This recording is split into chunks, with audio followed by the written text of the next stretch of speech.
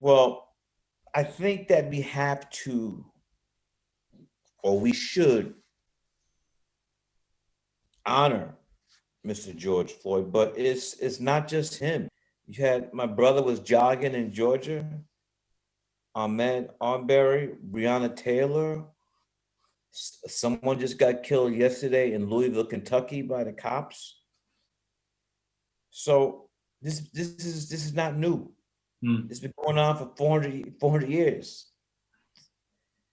I mean, my ancestors were taken from Mother Africa and brought to Jamestown, Virginia. The first ship landed in 1619. So I would like to say to you and your audience, this is not new. And also, England is not, you guys got blood in your hands too. You were in the slave trade and you colonized countries. We have a situation today when the whole music business has come out in solidarity for George Floyd. Right. This is a situation that seems to have resonated beyond America. Yes, and I think that's a good point. I'm glad you bring it up, because many times over my film career, when I go to film festivals or whatnot, and I get interviewed by journalists, one of the first questions is always, about whatever racial incident just happened in the United States of America. And United States of America, racism, they do it better than anybody else. But it's not just racism, is all over the world. And so this is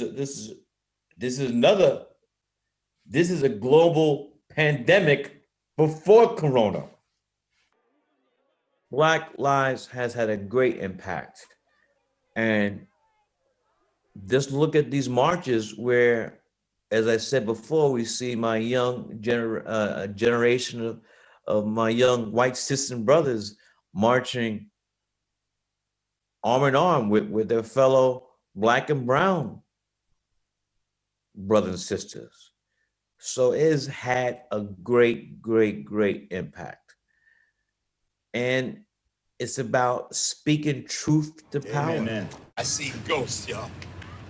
I see ghosts. I really try to stay away from much as I can explaining, the film, because I respect the journalists and the critics and audience's intelligence. They don't have to necessarily be told, what the film's about.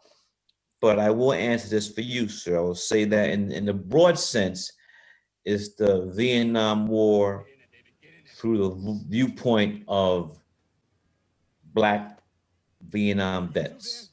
And it strikes me, having watched it, it's part crime caper, part political polemic. If you've seen my films, I've seen them all, Spike.